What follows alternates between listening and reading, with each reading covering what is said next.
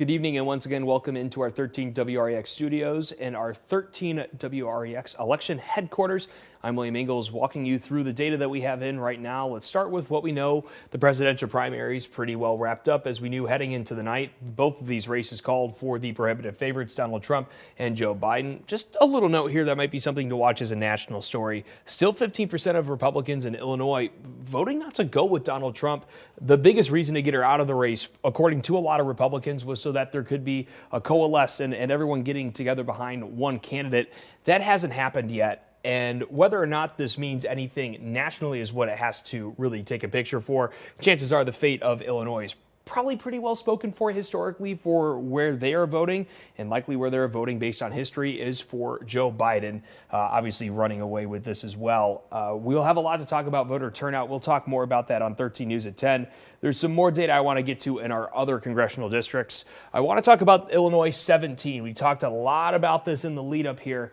I think the issue is when it comes to turnout, though, and we'll talk a little bit about turnout right now, actually, when it comes to the data we're getting in. I said a lot of things that we'd have to look for when we wanted to project for November would come out of Rock Island County. Right now, we have about 3,350 votes with about 60% of the vote in. And this is what I mean when it's so hard for us to be able to learn anything from this primary. This turnout is paltry, to be honest. I mean, we had over 20,000 Republican votes in 2022.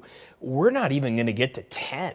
I mean, I don't know exactly what this voter turnout number is going to be for Rock Island County on the Republican side of things, but that number makes it hard for us to really even project anything. I will say NBC News has projected Joe McGraw as the winner of this primary. AP has not called it yet, and before they called it before Rock Island reported any numbers. And I thought that was maybe a little bit too fast, but seeing the low turnout out of Rock Island County, I mean, based on how many voters have been there in the past, I thought a 3,300 vote gap, and we just got a lot more vote in here, now moving up even more in favor of Joe McGraw. I thought that gap could be easily brought up, especially from someone who's out of Milan, who's out of Rock Island County. I thought that might have been something that could have turned the table, but the more data we're getting in is showing that Joe McGraw is steadily winning, generally by 30 points, if not more. Winnebago County, you would expect him to do a little bit better here because he's spent the vast majority of his life and definitely his career here, the last 2 decades in the criminal justice system. And then let's also look at the other spot that's specifically in our viewing area, Freeport, also doing very well here as well. I want to point out the other big thing that we wanted to talk about, only 423 votes to scale off of. We haven't seen anything out of McLean County since the very beginning of the night, so kind of also hard to scale here. And the last thing we had to point out for kind of the Democratic strongholds that the Republicans are going to have to try to keep at least close is Peoria County. We've yet to see any votes out of there. Let's jump across our other congressional districts here. James Marder being called the winner here by both the AP and NBC News. Marder has tried to run for office several times. If I'm not mistaken, based on our records, I believe this is the first primary he has won. This is a district that I've tried to point out that might be something that Republicans feel that they can flip. This is Lauren Underwood's district. She is looking for her 3rd term. 2020, before they redrew these districts, Underwood only won by 1 point. After they redrew it, it's been a little bit more in her favor. I believe she won by about 9 points in 2022. But within 10 points, I mean, you're still talking about someone who can maybe motivate voters. He has ran for office, I believe, since 2016 is when I looked back far enough for his records. So, I mean, definitely someone who voters in that area are familiar with. We'll see if he can motivate those voters to show up on the general election date in November.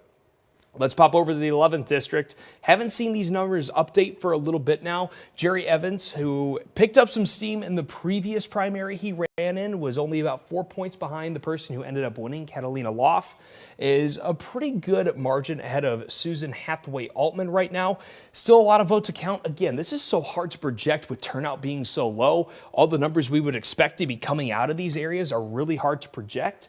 Let's just point out to Belvedere right now, about 650 votes out of Boone County here. Evans kind of keeping the same percentage-wise, more or less. And again, let's also point out DeKalb County, just to the south, again, holding relatively similar. Again, those vote totals just make it so hard to help project this for you guys, as this mapping technology generally helps us do. On the Democratic side, though, both the AP and NBC News projecting Bill Foster the winner here. In the lead up to this, I was mentioning that he had yet to lose a primary and yet to even get there by about, he would win generally, rather, by about 30 points. He's outperforming even in this primary, winning by a sizable margin. And really, that kind of wraps up what we have so far. I want to take one final look at the 17th district before we leave you here to see if we have any further updates. And it just looks like Joe McGraw is continuing to put some distance between them. And we just actually got some data from Peoria County, so I do want to look at that. 2,600 votes in.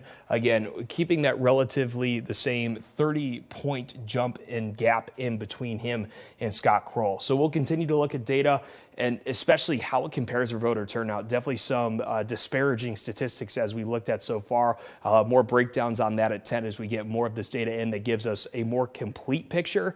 But things are very quickly settling into shape here outside of the Republican district for the 11th. We'll see if we get some more clarity on that.